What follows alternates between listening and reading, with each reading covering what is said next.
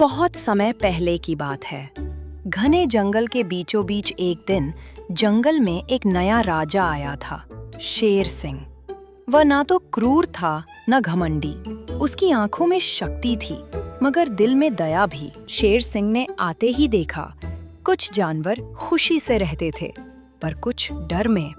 जंगल में एक नाम था, धूर्त लोमड़ी, जिससे सब छोटे जानवर कांपते थे। इन भोले जानवरों को मैं जैसे चाहूं वैसे नचाऊं, कभी डर दिखाकर, कभी झूठ बोलकर। अगर मैं चाहूं तो पूरा जंगल मेरे कदमों में होगा। लोमड़ी को जब पता चला कि शेर सिंह आया है तो उसकी आंखों में एक और योजना चमकी। अगर मैं इस नए शेर को अपनी बातों में फंसा लूं, तो मेरी ताकत दुगनी हो जाएगी। मैं उसका साथी बनूंगी, लेकिन असल में खेल अपने हिसाब से खेलूंगी। एक दिन शेर अपनी गुफा के पास बैठा था, तभी वहां लोमड़ी आती है।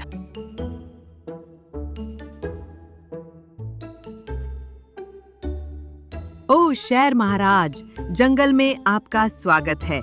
आप जैसे वीर और शक्तिशाली राजा की हमें बहुत जरूरत थी। अगर आप चाहें तो मैं आपकी मदद से इस जंगल के सब जानवरों को आपके अधीन कर सकती हूँ। लोमड़ी, मैं जानता हूँ कि तुम बहुत चालाक हो, लेकिन बताओ, क्या तुम सच में मेरी मदद चाहती हो या अपने लिए कोई नया लाभ ढूंढ रही हो? अरे नहीं महाराज, मैं तो बस आपकी सेवा में रहना चाहती हूँ। मैं सब जानवरों को आपके पक्ष में कर दूंगी। मैं सेवा नहीं, ईमानदारी चाहता हूँ। सच्चे राजा को झूठे वादों की नहीं, सच्चे साथियों की जरूरत होती है। लोमड़ी कुछ नहीं बोली, पर उसके मन में नई चाल घूमने लगी। कुछ ही दिनों में जंगल का माहौल बदल गया। धूर्त लोमड़ी ने अफवाहें फैलानी शुरू की। सुनो, अब शेर सिंह सब पर राज करेंगे। जो उनकी बात नहीं मानेगा उसे सजा मिलेगी। क्या सच में? लेकिन शेर सिंह तो दयालु लगते हैं। शायद लोमड़ी झूठ बोल रही है, पर कौन जाने। लोमड़ी की बातों से डर फैल गया। कुछ जानवर जंगल छोड़ने लगे। शेर सिंह ने सब देखा मगर कुछ कहा नहीं।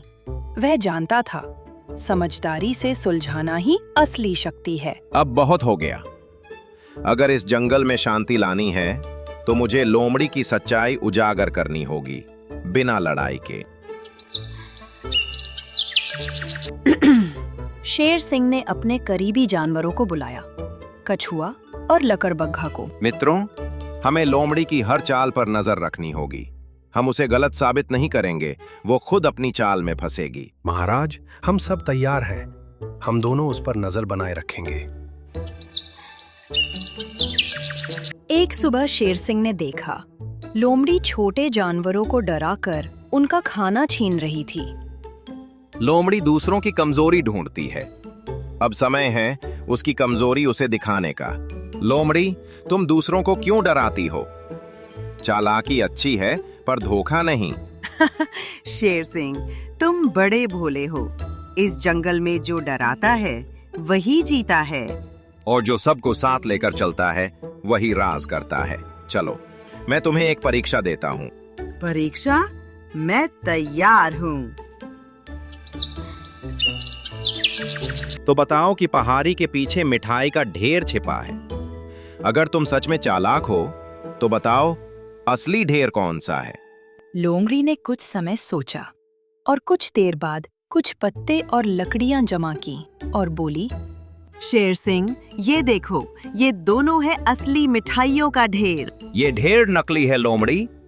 सच्ची चालाकी दिखावे में नहीं, सच्चाई में होती है। अरे, तुमने कैसे पहचान लिया? क्योंकि जिसने खुद को समझ लिया वो दूसरों की चाल भी समझ जाता है।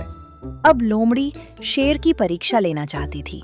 वो सोच रही थी, अगर मैं पहेलियों से इसे फंसा दूं तो शायद जीत जाऊं। ठीक है शेर सिंह, अगर तुम सच में बुद्धिमान हो तो मेरी 3 पहेलियों का उत्तर दो। मैं तैयार हूँ। पहली पहेली, जब रात होती है और सब सोते हैं, तब भी कौन जागता रहता है? वही जो जिम्मेदारी निभाता है, माँ अपने बच्चों के लिए और सच्चा राजा अपने प्रजा के लिए। हाँ, ठीक है।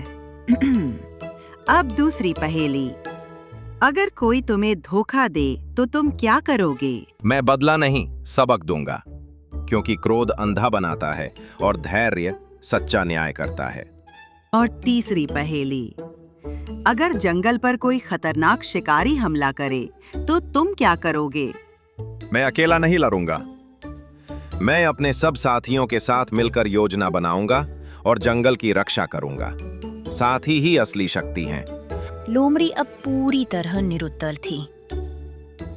उसकी आंखों में पहली बार विनम्रता आई। शेर सिंह, मैं हार गई, पर आज मुझे समझ आया कि असली जीत दूसरों को हराने में नहीं, उन्हें साथ लेकर चलने में है।